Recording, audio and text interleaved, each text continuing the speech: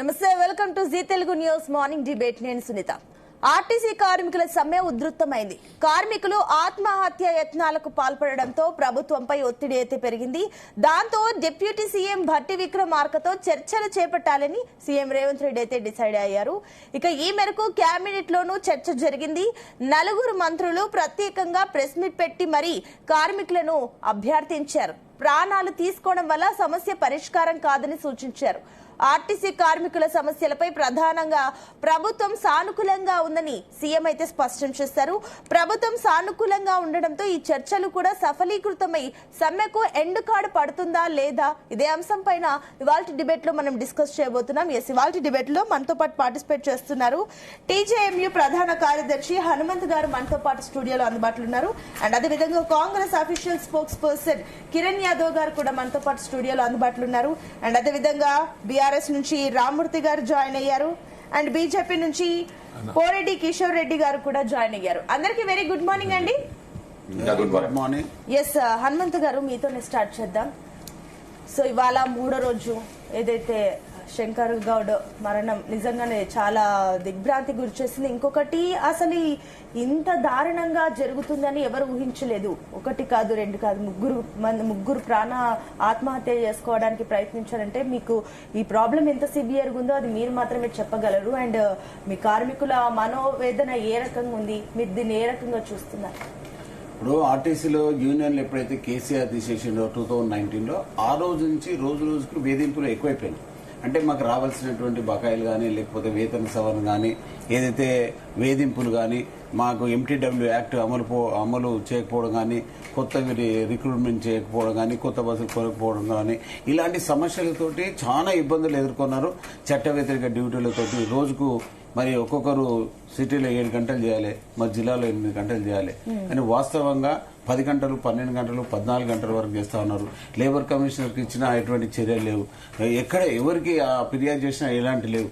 అంటే ఎవరన్నా గట్టిగా పోయి అడగాలని అనుకున్నారు అనుకోండి, వాళ్ళని ఇమీడియట్లీ సస్పెండ్ చేయడం, రిమూవల్ చేయడం, అసలు వాళ్ళకి డ్యూటీ ఇవ్వకపోవడం, ఇట్లా రకరకాల ఏమైనా మాట్లాడితే ఆప్షన్ చేయడం. ఒక 3-4 ఇయర్స్ అంటే యూనియన్స్ ఎప్పుడైతే బంద్ అయిన 2019 నుంచి దాదాపు 6 ఇయర్స్ అనుకోండి. 6 ఇయర్స్ నుంచి ఇదే పరిస్థితి ఆర్టీసీలో మెల్లమెల్లగా తీవ్ర స్థాయికి వెళ్ళిపోయింది. ఆ యూనియన్లు లేవనేసరికి ఇంకా యాజమాన్యం ఇష్టం చేస్తుంది, అడిగేవాడు లేకపోతే అన్యాయమే రాజ్యం వెళ్తుంది అనేది జరుగుతుందో ఆర్టీసీలో అదే జరుగుతోంది. అయితే ఇటు విషయంలో కాంగ్రెస్ పార్టీ అధికారంలోకి రాకముందే మేనిఫెస్టోలో పెట్టడం జరిగింది. ఏదైతే ప్రభుత్వంలో ఆర్టీసీ ఉద్యోగులను ప్రభుత్వంలో విలీనం చేస్తామని, ఏదైతే మీకు రావాల్సిన వేతన సవరణ బకాయి ఏవైతే ఉన్నాయో పెండింగ్ లో వేతన సవరణ చేస్తామని, రావాల్సిన బకాయిలు కూడా మొత్తం ఇస్తామని చెప్పడం జరిగినది. అదేవిధంగా పెంచిన పని వారాన్ని తక్కువ చేస్తామన్నది. ఏ ప్రాబ్లం ఉన్నా మీ యూనియన్లు ఏవైతే ఉన్నాయో అవి రజాకరణ పాలన లెక్క ఉందని ఇదే ముఖ్యమంత్రి రేవంత్ రెడ్డి గారు ఆర్టీసీలో రజాకరణ పాలన కొనసాగుతా ఉంది. అది ఎందుకంటే కేసీఆర్ అట్లా తీసుకొచ్చిండు, తప్పకుండా మేము వచ్చిన తర్వాత ఆ పాలన తీసేస్తాం, స్వతంత్రం చేస్తామని గౌరవ ముఖ్యమంత్రి గారు చెప్పడం జరిగినది. మరి ఎన్నికల ముందు మన అయితే రాష్ట్ర రవాణా శాఖ మంత్రి పొన్నం ప్రభాకర్ గారు కూడా తెలియజేయడం జరిగినది. అయితే వీళ్ళు మేము ఈ మేనిఫెస్టోలో మొన్న 2023లోనే కాకుండా 2018లో కూడా ఉత్తమ్ కుమార్ రెడ్డి పిసిసి అధ్యక్షుడిగా ఉన్నప్పుడు నేను మా యూనియన్ తరఫు నుంచి, తెలంగాణ జాతీయ మద్దతు తరఫు నుంచి ఈ ప్రభుత్వంలో విలీన డిమాండ్ మొట్టమొదటిగా పెట్టేసి అక్కడ మేనిఫెస్టోలో పెట్టించాను. ఆర్టీసీ కళాబాలు ఒక 5-6 వేల మందితోటి మీటింగ్ పెట్టేసి ఆర్టీసీ మొత్తం వర్కర్లతో మీటింగ్ పెట్టి అక్కడ మేనిఫెస్టోలో పెట్టించినాం. అంతా చేసిన తర్వాత 2 సార్లు మేనిఫెస్టోలో పెట్టినాం. అంతకుముందు అంటే కాంగ్రెస్ గవర్నమెంట్ రాలేదు కాబట్టి చేయలేదు, మేము కూడా అడగలేదు. కానీ ఈసారి కాంగ్రెస్ ప్రభుత్వం వచ్చింది, ప్రజా ప్రభుత్వం వచ్చింది, మేము అనుకున్న ప్రభుత్వం వచ్చింది, మేము కోరుకున్న ప్రభుత్వం వచ్చింది. ఇప్పుడైతే ఆర్టీసీ ఉద్యోగులందరూ కూడా కేసీఆర్ ఎప్పుడు ఓడకూడదామా, ఎప్పుడు ఎలక్షన్స్ వస్తాయని ఎదురు చూసి రాష్ట్ర వ్యాప్తంగా మరి ఆ రోజు పెద్ద ఎత్తున ప్రచారం చేసి కాంగ్రెస్ పార్టీని గెలిపించుకోవడం జరిగినది. మరి గెలిపించుకున్న తర్వాత వివక్ష చూస్తుంది. ఇప్పుడు ఆ గవర్నమెంట్ ఏమో ఆ విధంగా 10 సంవత్సరాలు బీఆర్ఎస్ పార్టీ పనిచేసి ఏదైతే ఆర్టీసీని మొత్తం సర్వనాశనం చేసింది. ఒక్క రిక్రూట్మెంట్ చేయలేదు, ఏం చేయలేదు, ఒక ఉద్యోగం వేయలేదు, ఒక కొత్త బస్సు కొనలేదు, ఉన్న ఉద్యోగాలను తక్కువ చేసిర్రు. అప్పుడు 54,000 మంది ఉంటే 40,000 మందికి తీసుకొచ్చారు. అంటే దాదాపు 14,000 మంది ఉద్యోగస్తులను ఇంటికి పంపించారు ఏదో బీఆర్ఎస్ పీరియడ్. అవన్నీ పోయినాయి. ఇప్పుడు మన కాంగ్రెస్ వచ్చింది, మంచిగా అయిపోతాయని ఆలోచనతో ప్రతి ఒక్కరు ఉన్నాం. అప్పుడు నేను ఏదైతే ప్రభుత్వంలో విలీనం కావాలని డిమాండ్ చేసి మొత్తం ఒక యూనియన్ పెట్టి రాష్ట్ర వ్యాప్తంగా మొత్తం 90 డిపోలు తిరిగినాం. తిరిగేటప్పుడు నా మీద అప్పుడు ట్రాన్స్పోర్ట్ మినిస్టర్ మహేందర్ రెడ్డి గారు అప్పుడు నా మీద కాంప్లైంట్ ఇచ్చేసి సస్పెండ్ చేయించారు. నేను లీవ్ 1.5 years లీవ్ ఎండీ గారు శాంక్షన్ చేసినాక కూడా లీవ్ క్యాన్సిల్ చేసి నన్ను ఆర్టీసీ నుంచి తొలగించారు. అంటే మీరు సమస్యలు చెప్పడానికి ట్రై చేస్తే అప్పుడు మిమ్మల్ని సస్పెండ్ రిమూవ్ చేసింది 6 years. నేనేం చేసినా సరే కోర్టు బీఆర్ఎస్ పాలన గౌరవ అప్పుడు ట్రాన్స్పోర్ట్ మినిస్టర్ డైరెక్ట్ లెటర్ రాసిండు. ఎవరు కూడా ఆర్టీసీ చరిత్రలో ఇట్లా ట్రాన్స్పోర్ట్ మినిస్టర్ మీద యాక్షన్ చేసుకోండి, ఆయన గవర్నమెంట్ కి వ్యతిరేకంగా పనిచేస్తుందని రిటర్న్ రాసిచ్చారు. అది కూడా ఇచ్చిన తర్వాత నేను కోర్టులేసి టోటల్ కాంగ్రెస్ పార్టీలో నేను జిల్లా జనరల్ సెక్రటరీ వికారాబాద్ జిల్లాలో కాంగ్రెస్ పార్టీ జిల్లా జనరల్ సెక్రటరీగా పనిచేసిన. ఒక 4 నెలల క్రితం వరకు కూడా ఒక 7 years నేను మొత్తం ఎప్పుడు రిమోట్ లేని అప్పటి కూడా మొత్తం కూడా కాంగ్రెస్ లో పనిచేసిన. కాంగ్రెస్ లో పనిచేస్తూ ఆర్టీసీ కార్మికులు ఎదుర్కొంటే ఇబ్బందులు ముఖ్యమంత్రి గారి దగ్గర నేను స్వయంగా 2 సార్లు వెళ్ళిన. ఎందుకంటే జిల్లా ప్రధాన కలిసి కాంగ్రెస్ తరఫు నుంచి చాలా సార్లు వెళ్ళడం జరిగింది. ఇప్పుడు మీరు కాంగ్రెస్ లో తిరిగారు, మీరు అన్ని చేస్తున్నారని చెప్పినప్పటికీ మీరు అడిగిన 32 డిమాండ్లలో 29 మేము చేయడానికి రెడీగా ఉన్నామంటూ కూడా ఈవెన్ నిన్న కేబినెట్ మీటింగ్ కూడా జరిగింది. మీ గురించి చర్చిస్తున్నారు. ఎందుకు ఆయన ఆత్మహత్య యత్నాల వరకు వెళ్తున్నారు? ఎందుకు ఏదైతే బస్ భవన్ సెక్రటరియట్ లో మొన్న ఐఏఎస్ అధికారులు 4 తోటి వికాస్ రాజ్ గారితో మళ్ళీ ఇంకో ఇద్దరు ఐఏఎస్ అదేవిధంగా ఎండీ గారితో కమిటీ ఇచ్చారు. ఆ కమిటీలో ఏవైతే పెట్టిన అంశాలు ఒక్కొక్క యూనియన్ ఒక్కొక్క విధంగా ఇచ్చారు. 32 ఇచ్చారు, 29 ఇచ్చారు, ఒక రకరకాలు ఇచ్చారు. అందరు చేసి అందరికి ప్రాబ్లమ్స్ అన్ని అవే. సో ఆ ప్రాబ్లమ్స్ అన్ని కూడా మొత్తం మేము చెప్పినవి మాత్రము మంచిగా విన్నారు, కులకుశంగా విన్నారు అంతే. కానీ మీరు ఏం చేస్తారో చెప్పండి అని అంటే ఒక్క అంశం కూడా చేస్తామని చెప్పలే. ఒక్కటి కూడా మరి ఇచ్చిన డిమాండ్లు అన్ని ఉన్నాయి కదా, అన్నిట్లా మరి మీరు ఏం చేస్తారు ఇప్పుడు చెప్పండి అంటే మాకు 4 వారాల సమయం కావాలి, ఇప్పుడు ఏం చేయలేమని చెప్పడం అన్నది. నేను ఎందుకంటే మేము కూడా చర్చలో పాల్గొన్నాం కాబట్టి ఒక అందరు అధ్యక్ష కార్యదర్శి 5 గంటలు సాయంత్రం 5 గంటల నుంచి రాత్రి 9:30-10 గంటల వరకు చర్చలు జరిగింది. దాంట్లో ఏది కూడా సానుకూలంగా స్పందించలే. మరుసటి రోజు సమ్మె స్టార్ట్ అయినాక రవాణా శాఖ మంత్రి గారు మేము సానుకూలంగా ఉన్నాము, మేము 29 మేము ఇవ్వడానికి సిద్ధంగా ఉన్నాం, మిగతా 3 ఇవ్వలేమని చెప్పారు. కానీ వాస్తవంగా మరి ఏవి ఇస్తాం అనేది కూడా చెప్పలేదు. దాన్ని కూడా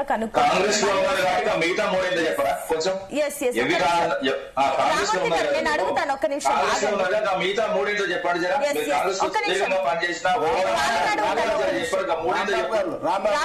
ఎవరు కూడా ఇప్పుడు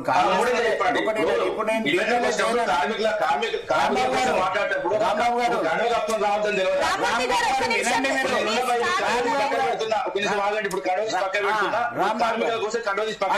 గారు వినండి, రాంబాబు గారు మీరు మీరు ఒక్కసారి వినండి. నేను 4 నెలల క్రితం చెప్తున్నా, 4 నెలల క్రితం నేను ఆర్టీసీలో జాయిన్ అయినా. ఇప్పుడు కాంగ్రెస్ పార్టీలో ఉండడానికి వీల్లేదు.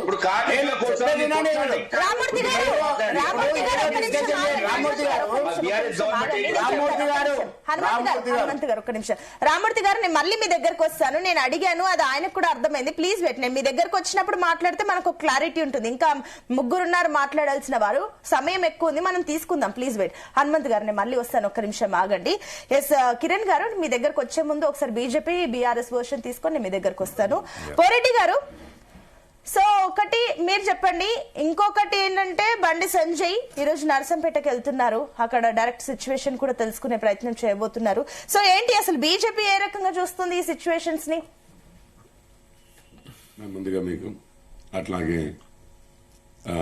ప్యానెల్లో ఉన్న పెద్దలందరికీ, హనుమంత్ గారికి, కిరణ్ యాదవ్ గారికి, రామ్మూర్తి గారికి, మన జీ ప్రేక్షకులందరికీ శుభోదయం. Good morning. చెప్పండి మ్యామ్. ఇది ఆర్టీసీ సమస్య ఈరోజు కొత్తదేమీ కాదు. పోయినసారి ప్రభుత్వంలో ఉన్నప్పుడు కూడా అప్పుడు హుజూర్నగర్ బైపోల్ అవుతుండే, నాకు బాగా గుర్తు. రెండోసారి అప్పుడే అధికారంలోకి వచ్చారు, మేబీ 1 సంవత్సరం అయిందేమో కేసీఆర్ గారు. అప్పుడు ఇట్లాగే స్ట్రైక్లు చేశారు, కొంతమంది ఆత్మహత్యలకు పాల్పడ్డారు. కొన్ని రోజులు నడిచింది, బెదిరింపులు జరిగాయి. లాస్ట్ కి వచ్చి జాయిన్ అయితే ఉద్యోగాలు ఉంటాయి, లేకపోతే అవి కూడా పోతాయి అన్న పరిస్థితికి వచ్చింది. జాయిన్ అయ్యారు. ప్రిన్సిపల్ గా డిమాండ్లు ఇవే ఉండే, గవర్నమెంట్ లో జాయిన్ చేసుకోవాలి. అండ్ అప్పట్లో వార్తలు వచ్చినప్పుడు మీకు తెలుసు, ఈవెన్ పిఎఫ్లు ఇట్లాంటివి కూడా వీళ్ళ దగ్గర కట్ చేసినవి కూడా వీళ్ళకి ఫండ్లు కట్టలేదు అని చెప్పి, అంటే ఏ విధంగా కూడా ఒక పద్ధతిగా నడుచుకునే దాఖలాలు లేవు. అదే ప్రైవేట్ వాళ్ళు ఇట్లా చేసి ఉంటే జైల్లో ఉండేవారు. కానీ ప్రభుత్వమే ఇట్లా మోసం చేసింది కార్మికుల్ని.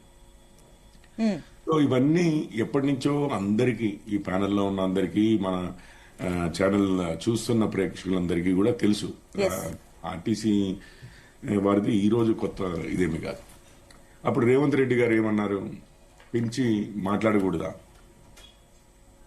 రైట్, ముఖ్యమంత్రి గారికి సమయం లేదా, లేకపోతే ఇంకా నానా రకాలుగా, అంటే ఇప్పుడు మనం నీళ్ళు నిధులు నియామకాల కోసం తెచ్చుకున్న తెలంగాణలో ఇంత అన్యాయమా అంత అన్యాయమా అని చెప్పి చాలా మాట్లాడారు. ఓకే, అందరము మాట్లాడారు కార్మికుల వైపు. మరి ఈరోజు కట్ చేస్తే ఇంతకుముందు మీరు చెప్తున్నారు హనుమంత్ గారు, కోరి కోరి తెచ్చుకున్నాము అని అంటున్నారు. అది నేను అనుకోవడం, అది that does not reflect RTC employees అందరినీ ఏమి రిఫ్లెక్ట్ అవ్వదు. కానీ వారు చెప్పారు కోరి కోరి తెచ్చుకున్నాం కాంగ్రెస్ వారిని అన్నారు. ఈరోజు అదే వారు నిన్న కేబినెట్ మీటింగ్ అయిందండి. మీరు ఏ న్యూస్ పేపర్ అయినా తీయండి, ఒక్క లైన్ ఉందా అందులో ఆర్టీసీ వారి గురించి? కేబినెట్ మీటింగ్ లో ఒక నిర్ణయం తీసుకున్నారా? అంతకుముందు వారు డిమాండ్ చేసినవి బీఆర్ఎస్ ప్రభుత్వం ఉన్నప్పుడు, లేకపోతే ప్రీవియస్ ప్రభుత్వం అంటారు, అది బీఆర్ఎస్ కావచ్చు ఇంకో ప్రభుత్వం అయినా కానీ, మీరు అదే ముఖ్యమంత్రి గారు వీడియోలు ఉన్నాయి నా దగ్గర, ఇప్పుడు ప్లే చేయగలను, అవసరం మీ అందరి దగ్గర ఉన్నాయి అవే వీడియోలు. ముఖ్యమంత్రి గారు అంతకుముందు ఉన్నప్పుడు ఇదే రేవంత్ రెడ్డి గారు ఎన్నో సూచనలు ఇచ్చారు. సూచనలు ఇచ్చడం కాదు, అప్పుడు అంతకుముందు ఉన్న ప్రభుత్వాన్ని అసలు చాలా దుయ్యబట్టారు. ఓకే, గుడ్, మేము చేసాం ఆ పని, ఈరోజు చేస్తున్నాం. ఈరోజు రెండు సంవత్సరాలు దాటింది మ్యామ్, మీరు వచ్చే అధికారంలోకి 2.5 సంవత్సరాలు అవుతాం దాదాపు. మరి వీరు చేసింది ఏమీ లేదు. అదే సమస్యలతో, అప్పటి సమస్యలతోనే మళ్ళీ ఈరోజు రోడ్డుకి ఎక్కాల్సి వచ్చింది. పట్టించుకోలేదు. నిన్న కూడా లాస్ట్కి అన్నారు చర్చలకు పిలిస్తే పోయింది కదా, ఆ వీడియోనే ఉంటుంది ఎగ్జాక్ట్లీ, ఇది అంతకుముందు ముఖ్యమంత్రిని అంటున్న వీడియో. మరి మీరు నిన్న 4 మంత్రులు వస్తారు, కూర్చుంటారు, ప్రెస్ కాన్ఫరెన్స్ పెడతారు, ఒక్కరు ఒక హామీ ఇవ్వరండి. అందులో ఒక్కరు కూడా ఇది మీ సమస్య, ఆ సమస్యని మేము అడ్రస్ చేస్తాము అని చెప్పి హామీ ఇవ్వరు. సరే, శంకర్ గౌడ్ గారు ఆ సమయానికి ఆత్మహత్యాయత్నం చేశారు, మనకు ఆ విజువల్స్ అన్ని కూడా కనిపిస్తున్నాయి. సరే, ఉద్రిక్త వాతావరణము మీకు తెలుసు. అప్పుడు తెలంగాణ ఉద్యమంలో కూడా ఇట్లాగే జరుగుతుంటే స్వర్గీయ సుష్మా స్వరాజ్ గారు పార్లమెంట్ లోనే అందరినీ రిక్వెస్ట్ చేశారు, ధైర్యం ఇచ్చి చెప్పారు, చావులు దేనికి సమాధానం కాదు, చావులు దేనికి పరిష్కారాలు కావు అని చెప్పి. ఈ రోజు కూడా మేమున్నాము, భరోసా ఉంది, సపోర్ట్ చేస్తున్నాము అని చెప్పి ఈ రోజు కూడా చెప్తున్నాము. ఈ రోజు కూడా బీజేపీ తరఫున, పార్టీ మొత్తం తరఫున మళ్ళీ నేను జీ ద్వారా అదే విషయం చెప్తున్నాను. అంత డెస్పరేట్ ఇది స్టెప్స్ తీసుకోవద్దు, దానివల్ల ఎటువంటి లాభాలు జరగవు. రాజకీయాలు చేసేవాళ్ళు చేస్తూనే ఉంటారు, కానీ మీ ప్రాణాలు పోవడం వల్ల మన ఫ్యామిలీకి, అంటే సొంత ఫ్యామిలీకి, పిల్లలకి, భార్య, తల్లిదండ్రులకి వారి పరిస్థితి ఆలోచించండి. మీరే తట్టుకోలేకపోతే ఇక మీరు లేకుండా వారు కుటుంబాన్ని ఏ విధంగా పోషించుకోగలుగుతారు, నిలబెట్టగలుగుతారు, ధైర్యం చెప్పగలుగుతారు? మీరే ధైర్యంగా ఉండలేకపోతే వారు ఎట్లా ఉంటారు? అదొక్కసారి ఆలోచించుకుని ఆత్మహత్యలకు మాత్రము, లేకపోతే ఇట్లాంటి విపరీతమైన చర్యలకు మాత్రం దేనికి పాల్పడొద్దు. ఫైట్ చేద్దాము, సపోర్ట్ ఉంటుంది 100%. BJP will stand with you. దీన్ని ఒక కంక్లూజన్ కి తప్పనిసరిగా తీసుకొచ్చేదే. కాకపోతే సమయం పట్టొచ్చు, ఈసారి మాత్రం నిస్పృహ లేదు అని చెప్పి నేను మా పార్టీ నుంచి అందరినీ ధైర్యంగా ఉండమని మాత్రం నేను చెప్పదలుచుకున్నాను. ఒక్క నిమిషం అండి కిషోర్ రెడ్డి గారు, నేను మళ్ళీ వస్తాను. అండ్ అదే విధంగా రాజకీయ విశ్లేషకులు డాక్టర్ మల్లేశ్వర్ గారు కూడా జాయిన్ అయ్యారు. మల్లేశ్వర్ గారు, గుడ్ మార్నింగ్ అండి. Good morning madam. Will come back to you. Yes, Rammurthy గారు, 2019లో 55 రోజుల పాటు ఆర్టీసీ కార్మికుల సమ్మె జరిగింది. సో ఆల్మోస్ట్ అలాంటి సందర్భం ఇప్పుడు మళ్ళీ పునరావృతం అవుతుంది. కానీ ఇప్పుడు విమర్శిస్తున్నారు మీరు. గతంలో ఇందాక మన ఏదైతే హనుమంత్ గారు చెప్పారు, ఆ టైంలో ఎంత కఠినంగా ఉండేనో, 6 సంవత్సరాల నుంచి మాకు ఇవే సమస్యలు ఉన్నాయి, మాకేమీ తేడా లేదు అని చెప్పేసి. సరే, కాంగ్రెస్ పార్టీని వాళ్ళు నమ్మారు, ఆ మేనిఫెస్టోలో పెట్టిన అంశాలని మేము నమ్మాము. సో పరిస్థితి అయితే ఈ రకంగా ఉంది. కాబట్టి సో ఏంటి ప్రెసెంట్ సిచ్యువేషన్ ని బీఆర్ఎస్ ఏ రకంగా చూస్తుంది? ఎందుకు మీరు గతంలో ఈ విషయాలు, చాలా విషయాల్లో ఫెయిల్ అయ్యారు కాబట్టి ఇప్పుడు ఇలాంటి పరిస్థితి వచ్చింది అని చెప్పేసి కూడా వాళ్ళ మాటల్లో ఉన్నాయి. కాబట్టి ఏంటి? సరే ఆర్టిస్ట్ కి మేమేం చేసినాం, తర్వాత వీళ్ళు వచ్చిన తర్వాత ఏం చేస్తా అన్నారు అన్నది కొంచెం పక్కన పెట్టి, మొదలు ఏంటంటే శంకర్ గౌడ్ గారి బలవన్ మరణానికి తీవ్ర సంతాపం తెలుపుతున్నా. అదేవిధంగా మా పార్టీ నుంచి, అదేవిధంగా నా తరపు నుంచి ఆ కుటుంబానికి ఆ దేవుడు కొంచెం తట్టుకునే ధైర్యాన్ని కూడా ఇవ్వాలని కూడా కోరుకుంటున్నా. సరే ఇప్పుడు మనం అందరం అయితే ఆర్టీసీ మీద కూర్చున్నాం కాబట్టి, సరే మేనిఫెస్టోలో కాంగ్రెస్ పార్టీ ఏం చెప్పింది, ఇప్పుడు ఏం చేస్తున్నారు అన్నది అంశం కొంచెం మాట్లాడుకొని, సరే మా ప్రభుత్వం ఏం చేసింది, సరే సమకాలంలో మేమేం మాట్లాడినాం, దాని తర్వాత మేమే అమలు చేసినాం, దాని తర్వాత ఏం జరిగింది అన్నది కొంచెం మనం కులంకుశంగా మాట్లాడుకున్నాం. ప్రభుత్వంలో రాగానే 6 నెలల్లో ఆర్టీసీని సంస్థను విలీనం చేస్తానని మాటిచ్చింది. సరే మాటలు ఇవ్వబడ్డా అంటే ఇప్పుడు అందరికి తెలుసు, మాటలు ఇవ్వలేదు. యూనియన్స్ పునరుద్ధరణ చేస్తాం, ఎందుకంటే 2019లో యూనియన్స్, ఎందుకంటే మేము ప్రభుత్వంలో విలీనం చేస్తానన్న మాట ఇచ్చినాం కాబట్టి యూనియన్స్ ఎలాగో ప్రభుత్వం నుంచి ఉంటాయి కాబట్టి, ఆ ప్రభుత్వ ఉద్యోగులు అయిన తర్వాత ఆ యూనియన్స్ వస్తాయి కాబట్టి ఆ విధంగా మేము ఒక ఆలోచన చేసి ముందుకు జరిగినాం. తర్వాత ఆర్టీసీని ఆధునీకరణ చేసి అదే విధంగా కొత్త బస్సులు కొంటున్నారు. ఇక కొత్త బస్సుల ముచ్చట ఏందన్నది కూడా నేను కొంచెం కులంకుశంగా చెప్తా. అసలు ఎవరి అవి బస్సులు, అసలు ఎక్కడి నుంచి వచ్చినాయి, ఏ విధంగా ఉన్నాయి, డిపోలు అసలు ఆర్టీసీ బస్సులు ఎంత ఉన్నాయి, ప్రైవేట్ బస్సులు ఎంత ఉన్నాయి అని కూడా క్లియర్ గా చెప్తా. అదే విధంగా పెండింగ్ పిఆర్సీ ఇస్తాం, ఉద్యోగుల బకాయిలు చెల్లిస్తాం. 2021 పిఆర్సీ పే స్కేల్ ప్రభుత్వ ఉద్యోగులు సమానంగా ఇస్తాం. ఇలాంటి మాటలు చెప్పిన గప్పాలు కొట్టిన కాంగ్రెస్ ప్రభుత్వం అయితే ఓడెక్కేదాకా ఓడమల్లన్నా, ఓడెక్కిన తర్వాత బోడమల్ల అన్నట్టు ప్రవర్తిస్తున్న తీర్చి చూడొచ్చు. అదేవిధంగా 25 నెలలుగా వీళ్ళు చేసింది ఆర్టీసీకి వాస్తవంగా శూన్యమని చెప్పొచ్చు. అదేవిధంగా వీళ్ళు తీసుకొచ్చిన మహాలక్ష్మి పథకాన్ని వాస్తవంగా 48 గంటల్లో సక్సెస్ చేసిన ఆర్టీసీ డ్రైవర్లకు, ఆర్టీసీ కండక్టర్లకు మీరు ఇచ్చేదేంటి? ఈ సావులా? ఇంత ఘోరమా?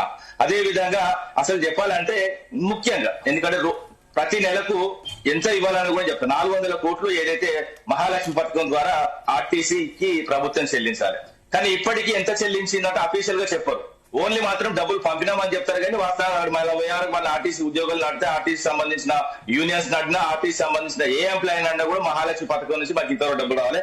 అదేంటంటే 20 నెలలుగా 11,200 కోట్లు అండి. 11,200 కోట్లు అంటే నువ్వు ఆ డబ్బులు ఇస్తే లాభాలు ఉంటది, లాభాలు ఉన్నదని చెప్తావు, ఆ డబ్బులు ఇవ్వవు కదా.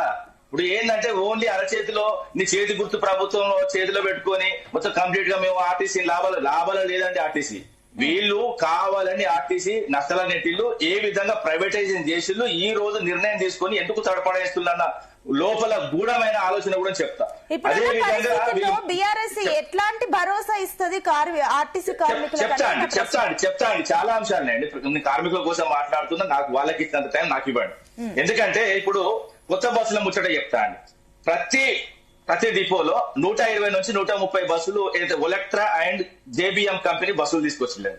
అవి 2 కంపెనీలు ప్రైవేట్ కంపెనీలు. వాళ్ళకు డబ్బులు ఇస్తే, రోజుకు వాళ్ళకు పేమెంట్ చేస్తే మళ్ళా డబ్బులు తిరిగి రేవంత్ రెడ్డి బ్రదర్స్ వసూలు చేసుకున్న కార్యక్రమం. ఆర్టీకి సంబంధించిన ప్రతి డిపోలో మీరు క్రాస్ చెక్ చేయండి. అక్కడ ఉన్న అయితే మిత్రుడు కూడా తెలుసు, ఆర్టీసీ మిత్రుడికి 3, 4, 5 బస్సులే మిగిలి ఉన్నాయి. మొత్తం కంప్లీట్ గా ప్రైవేట్ బస్సులు వచ్చేసినాయి. ఇంకోటి ఏంటంటే ఏ డిపో కూడా వీళ్ళ చేతులు లేదండి. మొత్తం పవర్ ఛార్జింగ్ కానీ లేకపోతే డ్రైవర్లు కానీ కండక్టర్లు కానీ మొత్తం ప్రైవేట్ వాళ్ళ కంపెనీ సంబంధించిన. మీరు అంటున్నారు కదా ప్రైవేట్ బస్సులు ఎవరి హయాంలో వచ్చాయి పూర్తిగా? చెప్తా అది కూడా చెప్తా మొత్తం ఒలెక్ట్రా ఇప్పుడు వచ్చింది, జయమార్ తీసుకొచ్చింది. మేము ఎప్పుడైతే ఓన్లీ ఎయిర్పోర్ట్ నుంచి వెళ్ళి ఉప్పల వరకే బస్సులు అయితే ప్రైవేట్ బస్సులు తీసుకొచ్చినామండి. అది కూడా ఎయిర్పోర్ట్ నుంచి వెళ్ళి దిగే కార్మికుల గురించే మేము తీసుకున్న బస్సులు కూడా మీకు క్లియర్ చెప్తా. ఎందుకంటే 45 బస్సులు మాత్రమే మేము అది కూడా ఓన్లీ ఎయిర్పోర్ట్ మాత్రమే వాడుకున్నాం. ఆర్టీసీలో మేము అసలు తీసుకురాలేదు. ఆర్టీసీలో తీసుకొచ్చింది ఒలెక్ట్రా జేబిఎం కంపెనీలను కాంగ్రెస్ ప్రభుత్వం. అది కూడా చెప్తా. ఎందుకంటే ఇప్పుడు మహిళా సంఘాలకు బ్యాంక్ గ్యారెంటీల మీద బస్సులు కొనిచ్చిల్లు, ఇదే 8% వడ్డీ మీద. ఇంకోటి ఏంటంటే ఆర్టీసీ నుంచి వెళ్ళి 12 నుంచి 13% మళ్ళీ పేమెంట్ చేస్తున్నారు. అంటే ఈ ఆర్టీసీ డబ్బులను దోచుకోవడమే కదా. ఇలా అసలు 8% తీసుకున్న వాళ్ళకు మళ్ళీ 12-13% ఆర్టీసీ సంబంధించి చెల్లించడం ఎక్కడిది? ఇది ఎక్కడ దుర్మార్గం? ఇంకోటి చెప్తా వినండి. ఎందుకంటే ఇప్పుడు ప్రతి డిపోలో పవర్ పాయింట్స్ ఇప్పుడు ఎలక్ట్రిక్ బస్సులకు సంబంధించి మొత్తం వాళ్ళే పెట్టుకున్నారు, ఆ కంపెనీయే. అదే విధంగా గతంలో యూనియన్ అయితే వాస్తవంగా చెప్పాలంటే యూనియన్ల ప్రకారం 20% కూడా దాటొద్దండి ప్రైవేటైజేషన్. ఇప్పుడు 50-60% దాటింది. ఇప్పుడు మేమున్నప్పుడు అట్లా లేదండి, ఓపెన్ గా చెప్తున్నా. ఎందుకంటే ఒక సంవత్సరం లోపల మొత్తం ఎలక్ట్రిక్ బస్సులు తీసుకొస్తామంటే ఒక్క నిమిషం, ఎందుకంటే ఆర్టీసీ బస్సులు తీసుకొస్తామంటే వాళ్ళ పరిస్థితి ఏంటండి? నేను అడిగింది దాటేసి మీరు ఈ బస్సుల గురించి చెప్తున్నారు, బట్ నేను అడిగిన పాయింట్ కి అయితే మీరు క్లారిటీ ఇవ్వలేదు. ఏంటంటే మీరు అడిగింది ఏంటంటే ఇందాక వినాలి, అందుకని ఏమడుతున్నాను వినాలి. నీ సోది నువ్వు చెప్పుడు కాదు, నువ్వు రాసుకుని చెప్పు.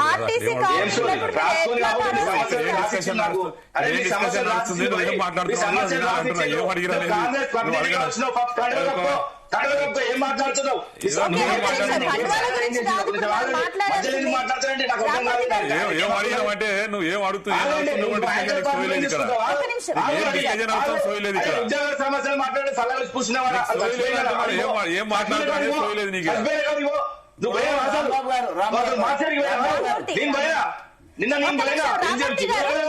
రామూర్తి గారు ఒక్క నిమిషం, నేను మళ్ళీ మీ దగ్గరికి వస్తాను.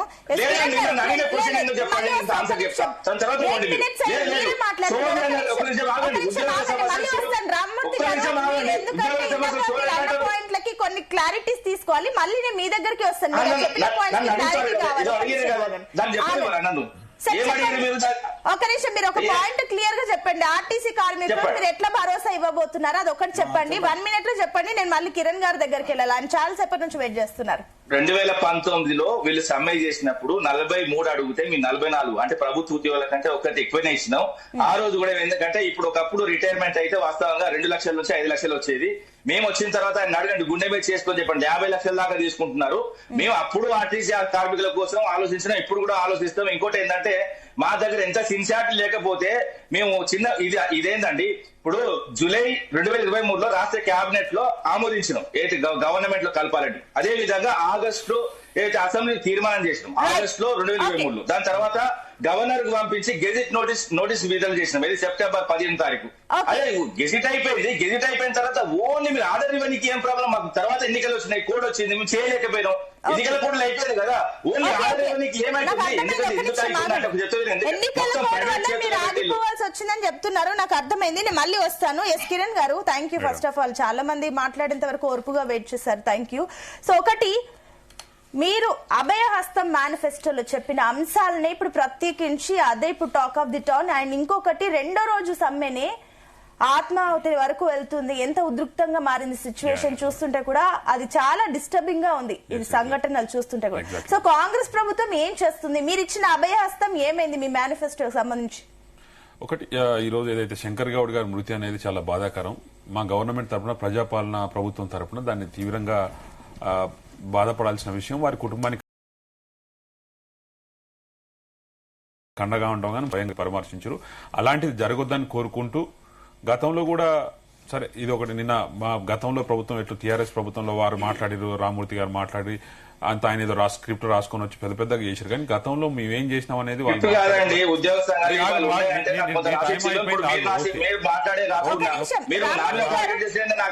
అందరు కలిసి ఉద్యోగుల గురించి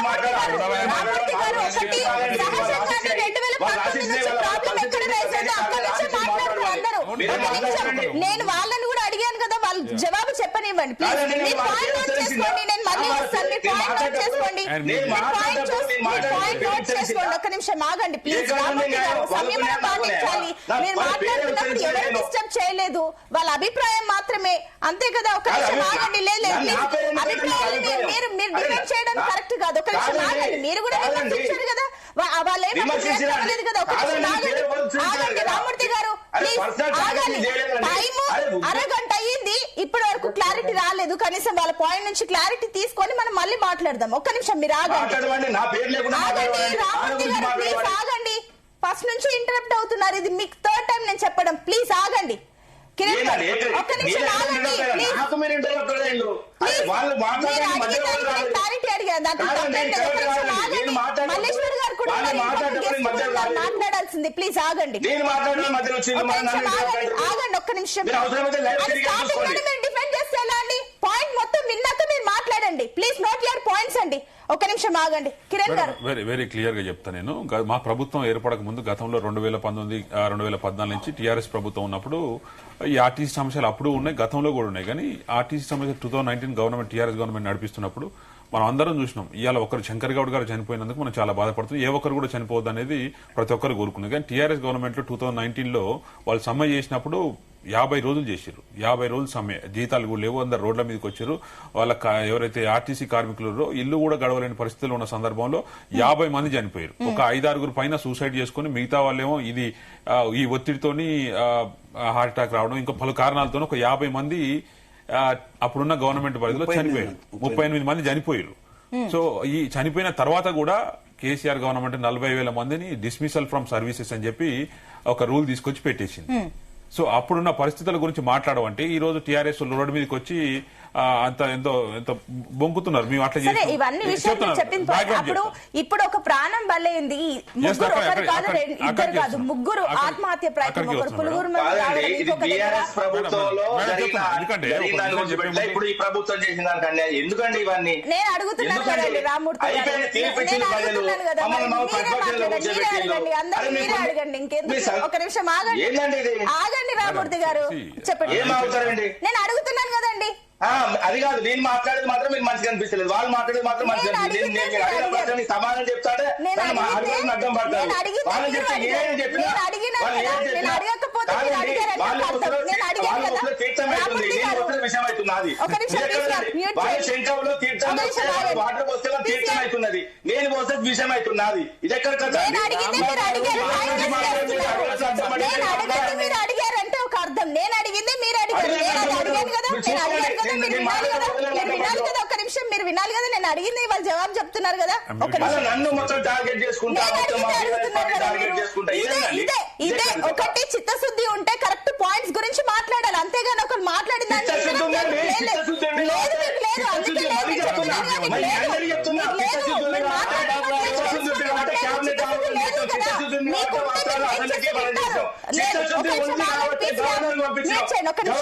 మేము ఎన్నికల కోసం చేయలేదు, మేము ఎన్నికల కోసం చేయాలి. చిత్తశుద్ధులు కాబట్టి చిత్తశుద్ధులు కాబట్టి మళ్ళీ చెప్తున్నా,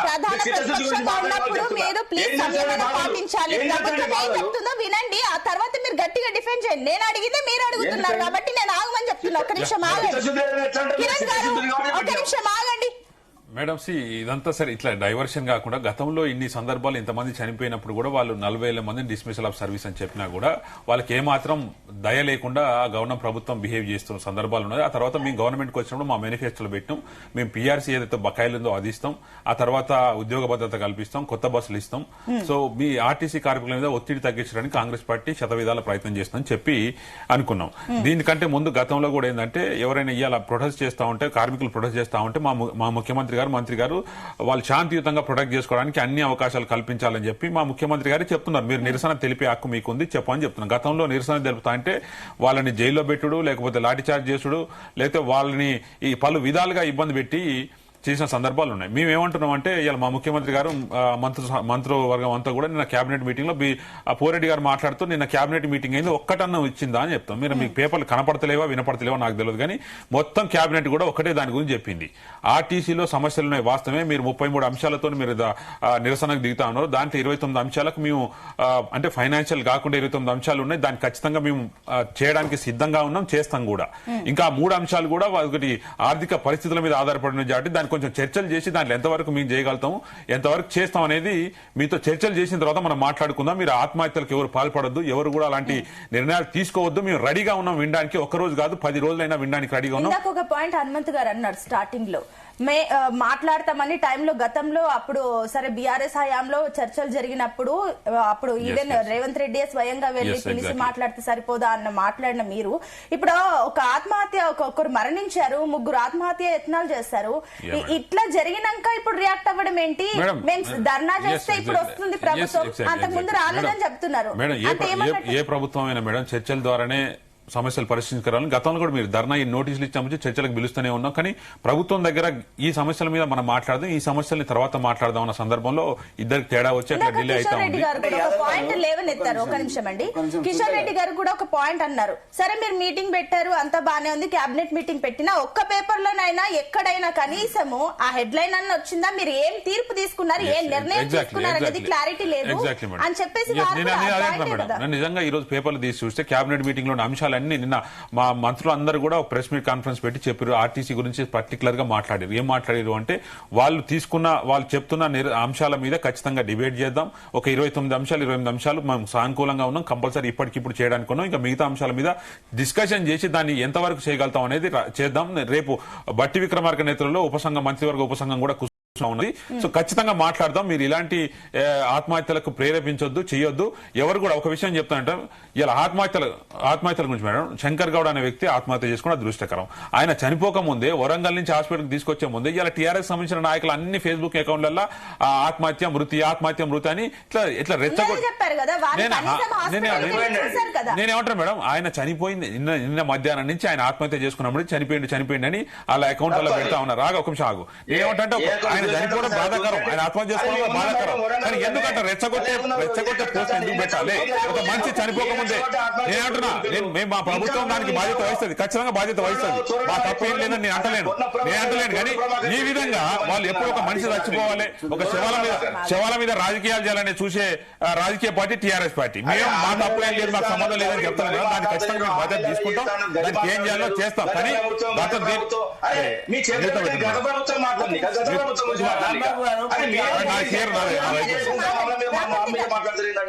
రామ్మూర్తి గారు ఒక్క నిమిషం చెప్పండి.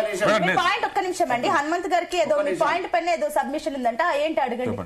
ఇప్పుడు మీకు అందరు తెలుసు ఆర్టీసీ ఉద్యోగులు ఎంత పని చేస్తారో తెలుసు. ఇప్పుడు నిన్న శంకర్ గౌడ్ ఏదైతే నర్సంపేట డిపోలో చనిపోవడం చాలా బాధాకరం. నేను కూడా వాళ్ళకు విజ్ఞప్తి చేస్తా ఉన్నా, అప్పీల్ చేస్తా ఉన్నా. ఆర్టీసీ ఉద్యోగులు ఎవరు కూడా ఆత్మహత్యలకు పాల్పడొద్దని వాళ్ళకు విజ్ఞప్తి చేస్తా ఉన్నా. అయితే ప్రధానంగా ఈ రోజు ఆత్మహత్యల వరకు వెళ్తా ఉంది అంటే సమస్య ఎంత ఉంది అనేది గుర్తించాల్సిన అవసరం ఉంది. అయితే మళ్ళీ వస్తాను, ఒక్క నిమిషం. కిరణ్ గారు మీ పాయింట్ కంక్లూడ్ చేయండి. మల్లేశ్వర్ గారు, నేను మా ప్రభుత్వం వచ్చిన తర్వాత 10,000 కోట్ల రూపాయలు వారు అన్నారు, 4,000 కోట్ల నెలకంటే 10,000 కోట్ల రూపాయలు ఇప్పటి వరకు ఆర్టీసీకి ఇచ్చినాం. గతంలో ఆర్టీసీ ఉద్యోగులకు 15వ తారీఖు సాలరీస్ వచ్చేది. ప్రజాప్రభుత్వం కాంగ్రెస్ పార్టీ వచ్చిన తర్వాత 1st తారీఖు నాడు ఆర్టీసీ ఉద్యోగులకు సాలరీస్ ఇస్తున్నాం. దాంతో పాటు రిటైర్మెంట్ ఫండ్స్ కూడా గతంలో ఎప్పటి నుంచో 2017 నుంచి 2024 వరకు కూడా వాళ్ళకు పీఆర్సీ పెండింగ్ లోనే ఉంది. అంటే గత ప్రభుత్వంలో ఉన్న పీఆర్సీలు కూడా ఆయన చెప్పి ఇలా 43 అడిగితే నేను 40 ఇస్తా అంటే అతి చేసేది అంటే అతి అంటే ఇదే అంటారు. కార్మికులు 43% అడిగితే 44% ఇస్తా అని చెప్పి దాన్ని అప్పటి నుంచి ఇప్పటి వరకు పెండింగ్ లో పెట్టారు. ఇంతవరకు ఇచ్చి వాళ్ళ గవర్నమెంట్ పోయే వరకు కూడా అప్పటి నుంచి ఇప్పటి వరకు కూడా ఇయ్యలేదంట. 2015 నుంచి ఏమన్నా 2015 నుంచి 2024 వరకు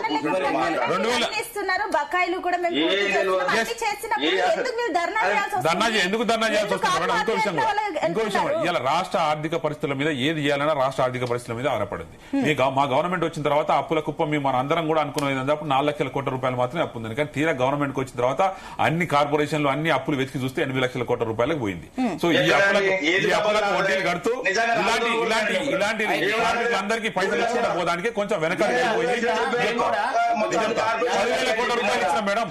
ఆర్టీసీ 10,000 కోట్ల రూపాయలు ప్రజాప్రభుత్వం నుంచి 2,500 కొత్త బస్సులు వచ్చినాయి, కొత్త రిక్రూట్మెంట్ తీసుకుంటా ఉన్నాము.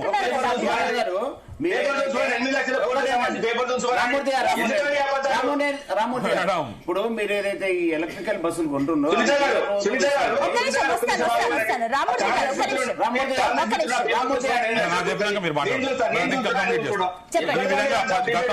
అప్పుల భారంతో కొట్టుమిట్టాడుతున్న ఆర్టీసీ 10,000 కోట్ల రూపాయలు మహాలక్ష్మి గత వారిని 1వ తారీఖు జీతాలు ఇచ్చే విధంగా తీసుకుపోతున్నారు.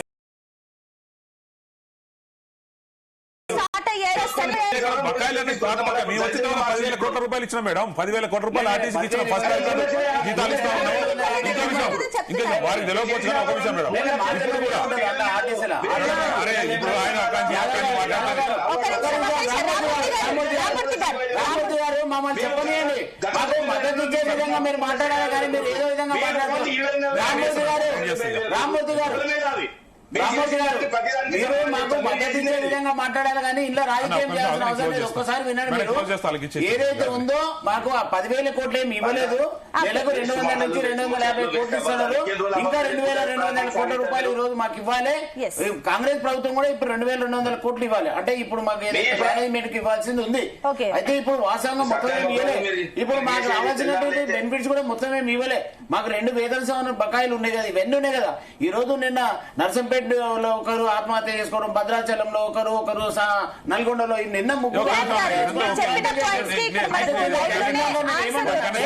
ఇప్పటి కూడా ప్రభుత్వం తాత్సారం చేయాల్సిన అవసరం లేదు. ఎంబడే ఈ యొక్క సమస్యలు పరిష్కరించాలి. గతంలో బీఆర్ఎస్ చేసినట్టే ఇప్పుడు కూడా కాంగ్రెస్ చేస్తే దాని అర్థం లేదు కదా అనేది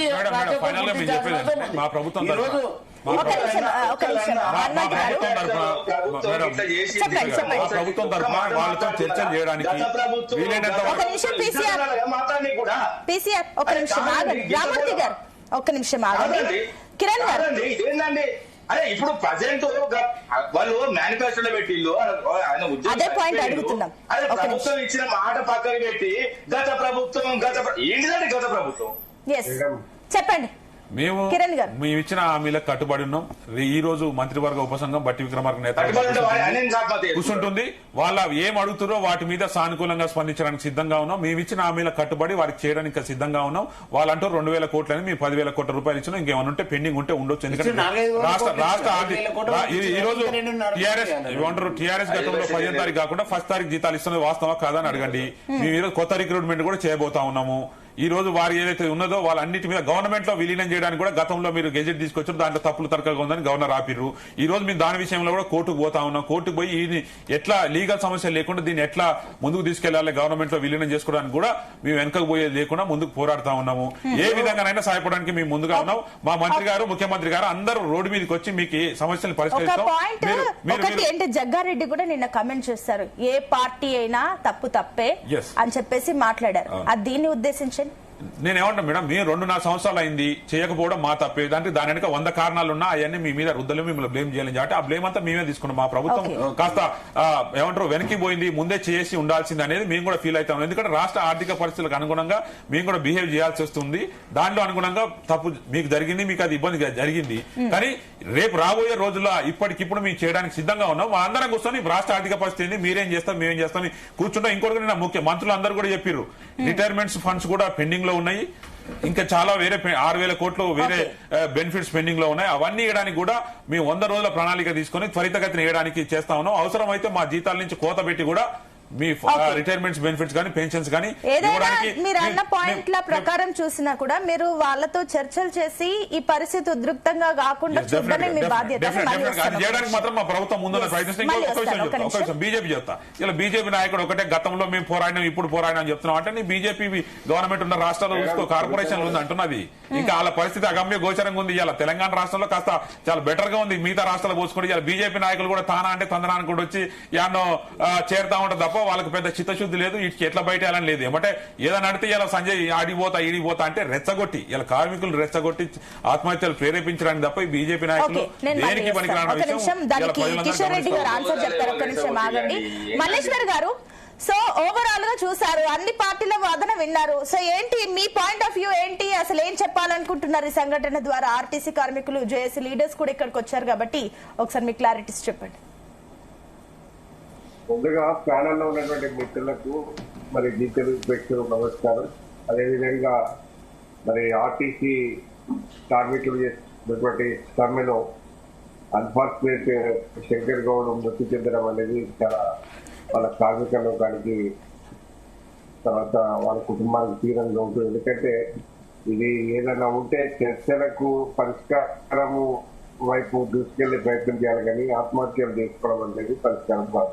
ఎందుకంటే తెలంగాణ ఉద్యమంలో కూడా నాడు ఈ ఆత్మ బలిదానాలతో వచ్చిన తెలంగాణ ఏ రకంగా ఉన్నదో ఇక్కడ మనము అవకాశం ఉంది, మాట్లాడుకునే అవకాశం ఉన్నది. తర్వాత సమ్మెకు పిలిపించి పెద్ద రోజులైనటువంటి పరిస్థితి ఇక్కడ ప్రభుత్వానికి వచ్చిన నష్టం లేదు, కార్మికులకు వచ్చిన నష్టం లేదు. కానీ పరిష్కారము దిశగా పోవాలి, కానీ దాని నిరసన తెలిపేట్టు కార్మికులకు ఉన్నది లేదు కాదు. కానీ ఇక్కడ సూసైడ్ చేసుకోవడం అనేది కొంత చాలా ఇబ్బందికరమైనటువంటి సమస్యగా మారింది.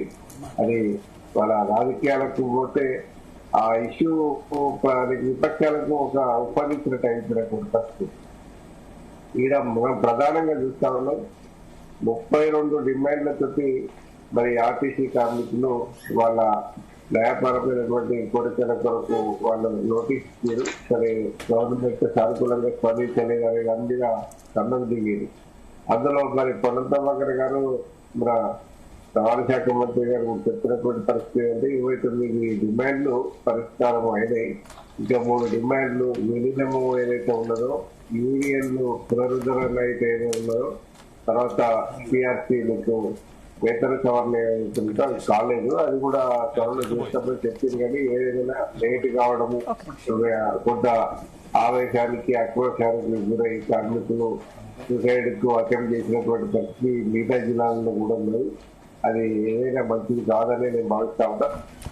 ఇక్కడ మనం గమనించాల్సి అంటే ఇప్పుడు చచ్చిపోయిన బర్రె పడిపోయిన బుద్ధుడు పాలిస్తుంది అనేది ప్రతిదీ చెప్పుకోవడం కంటే గతంలో దాదాపు 54 రోజులు సమ్మె జరిగినప్పుడు ఆర్టీసీ 54 రోజులు సమ్మె జరగడానికి ఏ రకమైనటువంటి కారణాలు ఉన్నాయని మనం ప్రత్యేకంగా చూస్తున్నాం. రేవంత్ రెడ్డి గారు కూడా కొంత ఘాటుగానే స్పందించి ఈ కేసీఆర్ ను మన ప్రభుత్వాన్ని మరి నిలదీసినటువంటి పరిస్థితి కూడా చూసింది. ఎందుకంటే అధికారంలో ఉన్నప్పుడు ఎటువంటి ఇబ్బందులు ఉంటాయి, ఎట్లా దానికి అయితే ఇక్కడ మనకు జరిగిన సందర్భం ఏంటంటే అక్కడ పరిష్కారం చూపెట్టినట్టే చూపెట్టి ఆ విలీన సమస్యను పెండింగ్ చేయడం, తర్వాత ఎన్నికల ముందు మాత్రమే ఈ ఏదైతే విలీనం గెజెట్ తీసుకొచ్చినటువంటి కేబినెట్ లో తీర్మానం చేసినటువంటి పరిస్థితి ఇక్కడ ఎన్నికల కోడ్ ఇవన్నీ జరిగినాయి. అయితే ఇది ఏదేమైనప్పుడు కూడా విలీన సమస్య అనేది దాదాపుగా వాళ్ళకు అంటే దశాబ్దాలుగా ఉన్నటువంటి సమస్య ఆగిపోయింది. ఎందుకంటే వాళ్ళు అసలు వాస్తవంగా ఆర్టీసీ ఉద్యోగులు కోరే విలీనం ద్వారా మమ్మల్ని ప్రభుత్వ ఉద్యోగులుగా గుర్తించండి, మాకు ప్రభుత్వ ఉద్యోగులకు ఇచ్చినటువంటి గౌరవం మాకు ఇవ్వండి అనేది అనుకుంటే వాళ్ళు ప్రధానమైన డిమాండ్లు పెట్టారు. దానికి కొంత ప్రయత్నం చేసింది కానీ అది కొంత ఇప్పుడు ఎన్నికల సెంటర్ లాగానే మిగిలిపోయింది. ఎన్నికల ముందు ఎవరు ఏ పథకం తెచ్చినా కూడా తప్పే. ఎందుకంటే ముందు తీసుకొచ్చి నిజంగానే ఒక 6 నెలల ముందే విలీనం సమస్య పరిష్కరించేది ఇలా కేసీఆర్ మరి ఆ ప్రతిపక్షంలో కూర్చుంటే పరిస్థితి ఉండకపోయినాయి. ఎందుకంటే సకల జనుల సమ్మెలో ఆర్టీసీలో గణనీయమైనటువంటి పాత్ర పోషించింది. ఇలా ఉద్యోగులు నీకు ఆర్టీసీ కార్మికులు రోడ్డు మీదకి రాకపోతే సకల జిల్లా సమ్మె సక్సెస్ అయ్యేది కాదు. అటువంటి పరిస్థితి ఇవాళ సకల జిల్లా సమ్మెలో ఆర్టీసీల పాత్ర ఎటువంటి కీలకమో మనం అందరం కూడా చూసినాం. మొన్న ఇక్కడ బీసీ బంద్కు పిలిపించా కూడా మొత్తము రాష్ట్ర వ్యాప్తంగా బీసీకి ఆర్టీసీ కార్మికులు స్ట్రైక్ మద్దతు ఇస్తే మొత్తము దాని ఇమేజ్ దాని గ్రాఫ్ ఏ రకంగా ఢిల్లీ దాంట్లో పోయింది అనేది కూడా చూస్తాం. అంటే ఇక్కడ ఆర్టీసీని ఇప్పుడు ఏదైనా స్ట్రైక్ ఆర్టీసీ బంద్ బస్సు బంద్ అయితే తప్ప బంద్ అని అనుకోరు. షాపులు బంద్ అయింది ఎవరు చూడడు, లేకపోతే బార్ షాపులు బంద్ అయింది ఎవరు చూడడు, పెట్రోల్ బంకులు బంద్ అయింది ఎవరు చూడదు. ఆర్టీసీ బస్సులు నడవట్లే అంటే బంద్ అనేది ప్రచారం జరుగుతుంది, మరి పబ్లిక్ లో పోతుంది. అంటే ఒకటి మల్లేశ్వర్ గారు మీరన్న లెక్క ప్రకారం చూస్తే కూడా ఇప్పుడున్న ఈ ఇష్యూ ఏదైతే ఎంత సివియర్ గా ఉందో ఇది ప్రస్తుతం ఉన్న ప్రభుత్వానికి ఇది ఎంత రాజకీయంగా రిస్క్ అవుతుంది. అండ్ ఇంకొకటి ఇమ్మీడియట్ సొల్యూషన్స్ ఇంపార్టెంటా లేదంటే దీర్ఘకాలిక సంస్కరణలు ఇంపార్టెంటా? ఇప్పుడు మేడం ఇలా కాంగ్రెస్ ప్రభుత్వానికి ఆర్టీసీ ఫ్రీ బస్ అయితే ఎంత గ్రాఫ్ తీసుకొచ్చిందో ఆ గ్రాఫ్ అది అట్లనే కంటిన్యూ కావాలంటే ఆర్టీసీ మహిళలకు ఫ్రీ బస్ ఉచిత బస్సును ఎంజాయ్ చేసినంత దాన్ని పీరియడ్ ను ఇక్కడ ఈ సకాలంలో అంటే ఇవాళ మరి ఈరోజు చర్చలు పిలుస్తామని చెప్పి సకాలంలో 1-2 days లో క్లోజ్ చేసుకోకపోతే అది ప్రభుత్వానికి కొంత ఇబ్బందికరమైనటువంటి బదనం అయ్యేది. ఇప్పుడు తెలంగాణ కల్చర్ ఎట్లా ఉంటది అంటే మొత్తం కడుపు నిండా బువ్వ పెట్టిన వాడు ఆఖరి తిన్న తర్వాత ఏమో ముండవరకు బిర్యానీ పెట్టే బాయన అనేటువంటి తత్వము తెలంగాణ కల్చర్ ఉంటుంది. కాబట్టి నీకు నేను ఇప్పుడు ఎందుకంటే మహిళలకు ఫ్రీ బస్ ఇచ్చింది, మంచి ప్రభుత్వాన్ని మంచి పేరు తెచ్చుకున్నది. మహాలక్ష్మి పథకంలో చాలా సక్సెస్ఫుల్ గా ఇంప్లిమెంట్ అయినటువంటి పథకం ఏదైతే ఉండదో అది అంటే ఒకరిద్దరు ఉండొచ్చు మల్లేశ్వర్ గారు, మీరు అన్న పాయింట్ ప్రకారం ఒకరిద్దరు ఉండొచ్చు కానీ ఇప్పుడు కంప్లీట్ తెలంగాణ కల్చర్ అలా ఉండడం అయితే అది ఇట్స్ నాట్ ట్రూ. మీరు అనేది తెలంగాణ కల్చర్ ఒకరిద్దరు గురించి మాట్లాడతారు, మిగతా వాడు కడుపు లేకపోయినా కూడా మాట్లాడారు. ఇప్పుడు కడుపు బాగా నిండి అక్రమంగా తినాలనుకున్నాడు ఇట్లాంటి మాట్లాడుతున్నారు. అయితే నేను ఏం చెప్తున్నా అది వాడక భాషలో గ్రామీణ భాషలలో జరుగుతున్నటువంటి తీరుని చెప్పాను.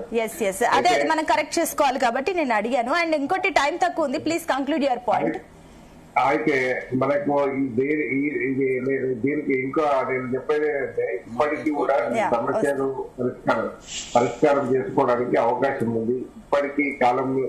ఎందుకంటే ఇంత స్ట్రైక్ వచ్చేటువంటి పరిస్థితి తీసుకురావాల్సినటువంటి పరిస్థితి కాదు ప్రభుత్వానికి. ఎందుకంటే ప్రభుత్వం కొంత సానుకూలంగా ఉన్నది అని చెప్పి గత ఎన్నికల్లో కూడా చేసేది. తర్వాత ఇప్పుడు ఈ ఆర్టీసీ స్ట్రైక్ చేయడానికి కూడా పక్క రాష్ట్రంలో వైఎస్ జగన్మోహన్ రెడ్డి కాలంలో ఆర్టీసీని విలీనం చేసి కొంత ఆడ సరే కష్టాలు ఏదైనా ఉండని కానీ విలీనం చేసినాం మేము ప్రభుత్వ ఉద్యోగులుగా మాకు గౌరవం దొరికిందనే పద్ధతిలో వాళ్ళు కొంత హ్యాపీగా ఉన్నారు. ఆ పద్ధతిలో కొంత ఇక్కడ మన డిమాండ్ చేస్తా ఉన్నాం. డిఫరెంట్ గా నేను సానుకూలంగా దాని నిర్ణయాలు తీసుకొని పరిష్కారము పోవాలని కోరుతా ఉన్నాను. ప్రధానంగా ఇంకా మేడం ఏంటంటే వాళ్ళకు ఇప్పుడు టీఆర్సీ వేతన సవరణకి పునరుద్ధరణ కాడికి వస్తే ఒక్క నిమిషం మేడం, పునరుద్ధరణ కాడికి వస్తే వాస్తవంగా కేసీఆర్ ఈ ప్రతి అంటే యూనియన్ల మీద కొంత అవకాశం తోటి తీసేసినటువంటి పరిస్థితి ఉన్నది. అది అయితే హక్కులు అడగడం తప్పు కాదు కదా. అనేది హక్కులు మనం ఏ హక్కుతోటి మనము చేయాలి ఫండమెంటల్ రైట్ లో. రైట్ అండి, నేను మళ్ళీ వస్తా. ఓకే ఓకే, సమయం తక్కువ ఉంది. కిషోర్ రెడ్డి గారు చెప్పండి, సబ్మిషన్ మెన్షన్ చేస్తారు. నాది కేవలం చిన్న సబ్మిషన్ మాత్రమే. పెద్దలు చాలా సేపు మాట్లాడారు, అన్ని పార్టీల నుంచి మాట్లాడారు. సింపుల్ గా అందరూ ఒప్పుకునేది ఏంటంటే ఆర్టీసీ కార్మికుల కష్టాలు నిజమో అని చెప్పి ఒప్పుకుంటున్నారు. అందరూ ఒప్పుకునేది ఏంటంటే అప్పుడు మోసపోయారు. మన రాష్ట్రంలో, మన తెలంగాణ రాష్ట్రంలో దానికోసం పోరాడిన వాళ్ళు ఈరోజు ఆర్టీసీ వాళ్ళు, అట్లాంటి వాళ్ళు అప్పుడు మోసపోయారు, ఇప్పుడు మోసపోయారు అని అంటున్నారు. అందరూ అంటున్నారు ఈ మాట, కాదని ఎవరు అనట్లేదు. కాకపోతే కొంతవరకు కాంగ్రెస్ ని సపోర్ట్ చేస్తూ, ఇప్పుడు కాంగ్రెస్ ప్రతినిధి అయితే కాంగ్రెస్ ని సపోర్ట్ చేయకపోతే ఏం చేస్తారు కానీ, బట్ జస్ట్ చెప్తున్నాను. వారు ఏమంటున్నారు అంటే లేదు లేదు చాలా సమస్యలు మేము తీరుస్తున్నాము, కానీ నిన్న నలుగురు ప్రయత్నిస్తే ఒకరు చనిపోయారు ఆత్మహత్య. అంటే వాళ్ళకి అర్థం కావట్లేదు అని అంటున్నారు. మరి నేను అనుకోవడం కిరణ్ గారు, మేము బాగానే చేస్తున్నాం కానీ వాళ్ళకి అర్థం కావట్లేదు, చనిపోతున్నారు అంటున్నారు. ఇది same Congress central command, high command the అంతకుముందు తెలంగాణ ఉద్యమంలో కూడా ఇదే స్టాండ్ ఉండేది. సరైన సమయంలో సరైన నిర్ణయం అంటూ అప్పుడు రేవంత్ రెడ్డి గారు సోనియా గాంధీ గారిని బలిదేవత అన్నారు. మీరు కూడా ఇప్పుడు సరైన సమయం కోసము, సరైన నిర్ణయం కోసము మీరు బలిదేవుడు కావద్దు, మీరు బలిదేవుడు కావద్దు రేవంత్ రెడ్డి గారు ఇప్పుడు అని. డెఫినెట్ గా సమస్యలు నిజము. అసలు ఆర్టీసీ వారు అంతకుముందే సమస్యలు ఉన్నాయి. వారు తెలంగాణ వస్తే నిధులు మనకు వచ్చిన తర్వాత, మన అధికారం మనకు వచ్చిన తర్వాత మాకు న్యాయం జరుగుతుంది అని చెప్పి అప్పటి నుంచి అనుకుంటే 12-12.5 సంవత్సరాలు ఎటువంటి మార్పు లేకుండా పోయింది. సో ఇది ఒక్కటి మాత్రం అందరూ గుర్తుపెట్టుకోవాల్సిన విషయం. ఇప్పుడు సరైన సమయాల కోసము, సరైన నిర్ణయం తీసుకునే సమయం కోసము వెయిట్ చేయొద్దు. అంతకుముందు రేవంత్ రెడ్డి గారే చెప్పారు, బీఆర్ఎస్ ప్రభుత్వం ఉన్నప్పుడు ఏం స్టెప్స్ తీసుకోవాలని చెప్పారు. ఆ స్టెప్స్ వారి మెడిసినే వారు తీసుకుంటే మంచిది. సోనియా గాంధీ గారిని ఇమిటేట్ చేసే ప్రక్రియ మాత్రం చెయ్యొద్దని చెప్పి, మీరు బలిదేవుడు కాకూడదని చెప్పి మా విజ్ఞప్తి. ఓకే అండి, రామ్మూర్తి గారు ఒక్క నిమిషం అండి. హనుమంత్ గారు లాస్ట్ నేను మీతోనే కంక్లూజన్ తీసుకుంటాను. రామ్మూర్తి గారు 1 minute అండి, ప్లీజ్ కంక్లూడ్ యువర్ పాయింట్స్ అండి. ఇప్పుడు నిన్న కేబినెట్ గురించి మాట్లాడతా అండి. ఇప్పుడు ముఖ్యంగా ఆర్టీసీ కార్మికులతో ఇంతకుముందు మంత్రి గారు చర్చలు చేసిండు, అది కథమైంది. దాని తర్వాత కలెక్టర్ చేసిండు, కలెక్టర్ కూడా కథమైంది. ఇప్పుడు మళ్ళీ 5 మంత్రులు ఏదో మేము మళ్ళీ చర్చలకు పోతామని మళ్ళీ కొత్త పాట పాడింది. మరి ఇంకోటి ఏంటంటే వాళ్ళు ఆర్థికంగా ముడిపడిన అంశాలను మేము పట్టించుకోము, మిగతాయి చేస్తామంటే వాస్తవం కొట్లాడేదే వాస్తవంగా ఆర్టీసీ మొత్తం ఇదే అంశంలో. అదే విధంగా నర్సంపేట, నల్గొండకు సంబంధించి, అదే విధంగా భద్రాచలం సంబంధించి జరిగిన ఇష్యూ ఆర్టీసీ కార్మికులది. 2 సీరియస్ గా ఉన్నారు, 1 చనిపోయాడు. ఆ విషయంలో విచారం వ్యక్తం చేసినట్టు అసలు చేసిందే వాళ్ళు. ఇంకోటి ఏంటంటే చంపినోడే దండేసి దండ పెట్టినట్టు. అదే విధంగా మంత్రుల జీతాలలో ఉద్యోగులకు దాదాపు 25,000 మంది రాష్ట్ర వ్యాప్తంగా ఉద్యోగులు రిటైర్ అయితే, మంత్రులు అదే విధంగా ఎమ్మెల్యేల జీతాల నుంచి 50% కడి చేసి ఇస్తా అంటే ఎంత పెద్ద అబద్ధం అంటే నేను చెప్తా వినండి. చిన్న షార్ట్ లో చెప్తా. ఎందుకంటే మొత్తం 103 ఎమ్మెల్యేలు, ఎందుకంటే మంత్రులను తీసేస్తే 103 ఎమ్మెల్యేలు 2,50,000 జీతం. ఇది వాస్తవంగా ఇందులో సగం జీతం తీస్తే 36,05,00,000 అవుతుంది. అదే విధంగా మంత్రుల జీతం 3 లక్షల జీతం ఉంది తెలంగాణలో, 16 మంది. అంటే 16 మంది కూడా కాదు, 4 మధ్యలోనే వచ్చాడు కానీ అయినా కూడా 16 మంది 25 నెలలు లెక్కేస్తారు. 25 నెలలు లెక్కేస్తే కూడా వాస్తవంగా ఏంటంటే ఇందులో సగం జీతం తీస్తే 6,72,000. అదే ఒక లాస్ట్ ఎందుకంటే ఇవి రెండు కలిపితే వాస్తవంగా ఏంటంటే ఉద్యోగులు ముఖ్యంగా ఉద్యోగులకు ఇవ్వాల్సిన వాస్తవంగా ఏంటంటే మొత్తం రాష్ట్ర వ్యాప్తంగా 14,200 కోట్లు పెండింగ్ ఉన్నదని క్లియర్ గా ఈ రోజు పేపర్లలో అన్ని పేపర్లో కూడా పడడం జరిగింది. కానీ మంత్రులు అదేవిధంగా ఎమ్మెల్యే జీతాలు సగం జీతం ఇచ్చినా కూడా 42 కోట్లు కావాలి. 42 కోట్లు కూడా కాకపోతే ఇది ఏంటిది అసలు? జనాలు ఎంత పిచ్చోళ్ళని చేస్తున్నారు అంటే పేపర్లలో పడంగానే ఇక మంత్రులు ఎమ్మెల్యేల జీతాలు రాగానే మొత్తం ఉద్యోగుల బకాయిలు మొత్తం తీరిపోతాయండి. అదే విధంగా ఇప్పుడు ఆర్టీసీ లో కూడా 20,000 మంది రిటైర్ అయి ఉన్నారు. ఇంకోటి ఏంటంటే ముఖ్యంగా 25,000 మంది రిటైర్మెంట్ అయ్యి మొత్తం వాళ్ళ రిటైర్మెంట్ బెనిఫిట్స్ లాగా మొత్తం కంప్లీట్ గా అగమ్య గోచరంగా ఉన్నది. వాళ్ళ ఆసుపత్రుల ఛార్జీలు కూడా వాస్తవంగా ఏంటంటే చెల్లించుకోలేని పరిస్థితి. ఇలాంటి పరిస్థితిలో ఇటు ఆర్టీసీ కార్మికులను ఇటు ఉద్యోగులను బఫూన్లు చేస్తూ ఇంకేం రోజులండి. కిరణ్ గారు, సో రామూర్తి గారు చెప్పిన పాయింట్స్ కూడా వ్యాలిడ్ ఉన్నాయి. మీరు ఏదైతే ఇస్తామని అంటున్నారో అవి కంప్లీట్ గా ఇవ్వలేదు, మీరు ఓన్లీ మాటలకి కానీ చేతలకు లేదనేది వాళ్ళ పాయింట్. ఒకసారి క్లారిటీ ఇవ్వండి. 1 minute. 100 ఎలుకలు తిన్న పిల్లి దేవుడు వెనకలకు పోయి నేను సత్యాన్ని చంద్ర అని చెప్పుకుందంట. అరే 50 మంది చచ్చిపోయారు, 40,000 మందిని డిస్మిసిల్ చేయని ఆర్డర్స్ ఇచ్చినావు, తప్పులు తడగగా గెజిట్ పెట్టినావు. ఇవాళ నువ్వు వచ్చి మాట్లాడుతావు, రేపు మాకు అధికారం విని మేము మంచిగా చేస్తామని మాట్లాడుతున్నావు. సిగ్గుండాలి ఏమన్నా మాట్లాడుతుంది మేము చెప్తున్నాం కానీ ఆయన మాట్లాడుతుంది. ఒకటే అరే నీకు డిబేట్ లో ఎట్లా మాట్లాడాలో కూడా అర్థం కాదు. ఎవరైనా పంపించింది ఏం మాట్లాడలేదు, పక్కవాడు మాట్లాడేది అవసరం లేదా? ఇలాంటి వాళ్ళు ఎందుకు డిబేట్ తీసుకొని కనీసం పక్కవాడు ఏం చెప్తున్నా కూడా అర్థం కాకుండా అరవడానికి వచ్చిన అరవై నువ్వు అరవడానికి వచ్చిన అంటున్నా అరవడానికి వచ్చినా మాట్లాడడానికి వచ్చినావా? రామూర్తి గారు ప్లీజ్ క్లారిటీ చేసేయండి. హనుమంత్ గారు హామీలో కట్టుబడినో రేపు చర్చలతోనే ఏదైనా సమస్యలు పరిష్కారం అయితే చనిపోవడానికి ఆత్మహత్యలు చేసుకోవడానికి మేము వ్యతిరేకం సార్. చనిపోయిన వారికి బాధ్యత మేము తీసుకుంటాం. రాబోయే రోజుల్లో కూడా చర్చలు చేసి మీకు ఖచ్చితంగా సానుకూలంగా మీరు అనుకున్న దానికి గవర్నమెంట్ లో ఇంకే పథకాలకు ఫండ్స్ ఆపైనా మీకు చేయడానికి మేము సిద్ధంగా ఉన్నాం అనేది మా ప్రభుత్వం తరఫున తెలియజేస్తా ఉన్నాం. ఎందుకంటే మేము ఇచ్చిన కాబట్టి దాని గురించి మాట్లాడదాం, డిస్కస్ చేద్దాం, చర్చలకు రండి అని చెప్తున్నారు. ఒక నిమిషం హనుమంత్ గారు, సో ఒకటి ప్రభుత్వం ముందుకు వస్తుందని చెప్తున్నారు. ఇలాంటి ఆత్మహత్యలు గానీ ఇలాంటి వల్ల సమస్య పరిష్కారం కాదు, చర్చించడానికి వీలుంది. ఇందాక అందరు కూడా అదే చెప్తున్నారు, ప్యానలిస్ట్ లో ఉన్న పెద్దలందరూ కూడా అదే చెప్తున్నారు. చర్చలకి సుముఖత వ్యక్తం చేస్తున్నారు సీఎం రేవంత్ రెడ్డి కూడా. కాబట్టి ఇలాంటివి వెళ్లకుండా మీరు మీ యూనియన్లకి ఏం చెప్పాలనుకుంటున్నారు అండ్ అదే విధంగా ప్రభుత్వానికి ఏం చెప్పాలనుకుంటున్నారు? 1 minute ఉంది, ప్లీజ్ కంప్లీట్. ఇప్పుడు కిషోర్ గారు చెప్పిన దాని ప్రకారం యాదవ్ గారు చెప్పింది మేము చేసామంటారు, చేసే సంతోషమే, చేయకపోతేనే ఇబ్బందులు ఏర్పడుతున్నాం కదా. ఇప్పటి వరకు చేయలేదు. అయితే ఇప్పుడు మనం అడిగేది కూడా ఈ ఆత్మహత్యలు తీసుకొస్తుంటే మేము మేము పరిష్కారం చేస్తామంటున్నాం, సమ్మె కొనసాగుతుంది. అంటే మీరు వైఖరి కూడా స్పష్టంగా కాంగ్రెస్ పార్టీది ఉండాల్సిన అవసరం ఉంది. ఇప్పుడు ముఖ్యమంత్రి గారు నిన్న చర్చలు అన్నారు, ఇప్పుడే ఫోన్ వచ్చింది బస్భవన్ కోళ్ళు, అక్కడే చర్చల గురించే అనుకుంటా. అయితే ఈ విషయంలో నిన్న ముఖ్యమంత్రి గారు చెప్తా ఉన్నారు సమస్యలు పరిష్కరించాలని అన్ని తీరుస్తామని చెప్తున్నారు. పొన్నం ప్రభాకర్ గారు చెప్తా ఉన్నారు, రవాణా శాఖ మంత్రి. కానీ దీంట్లో వాస్తవం అనేది కనిపించట్లేదు. మీరు సమస్య పరిష్కారం అయితే ఇటువంటి ఆత్మహత్యలు జరిగే పరిస్థితులు గతంలో 2019 లో సమ్మె చేసినప్పుడు ఇప్పుడు ముఖ్యమంత్రి రేవంత్ రెడ్డి గారు 6 గ్యారంటీలలో లక్షల రూపాయలు ఇస్తున్నారు, లక్షల కోట్ల ఖర్చు పెడతా ఉన్నారు. కానీ ఆర్టీసీ వాళ్ళు రోజు ఒక 5 నిమిషాలు రెస్ట్ లేకుండా రోజు ఉదయం నుంచి సాయంత్రం వరకు ఒక్కొక్కరు 15-16 గంటలు డ్యూటీ చేస్తుంటే వీళ్ళని గుర్తించకపోతే ఎట్లా? మీరు చెప్పిన మేనిఫెస్టోలో ఉన్న అంశాన్ని తప్పకుండా ముఖ్యమంత్రి గారు చేయాలి కదా. ముఖ్యమంత్రి గారు నిర్ణయం తీసుకోవాలి.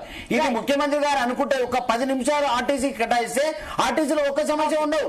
అయితే సమస్యలు పరిష్కరించడానికి వాళ్ళకు చిత్తశుద్ధి అనేది ఉంటే 100% ఈ రోజు ఆర్టీసీ ఉద్యోగులు ఎవరు చనిపోరు, ఇక ముందు కూడా చనిపోయే పరిస్థితి రాదు. ఈ రోజు ముఖ్యమంత్రి గారికి అదేవిధంగా రవాణా శాఖ మంత్రి కూడా చెప్తా ఉన్నాం, ఈ రోజు తప్పకుండా ఈ రోజు రామ్మూర్తి గారు కొద్దిగా ఆగండి. రామ్మూర్తి గారు మీరు ఏం మాట్లాడతారు మీరు అర్థం కాదు. మీరు ప్రతిపక్షంలో ఉన్నాం, మాకు సపోర్ట్ చేయాలి. మీరు రామ్మూర్తి ఏం మాట్లాడతారు? మీరు మాట్లాడిక మీరు మాట్లాడిక పద్ధతి లేదు. ఒక్క నిమిషం మాట్లాడి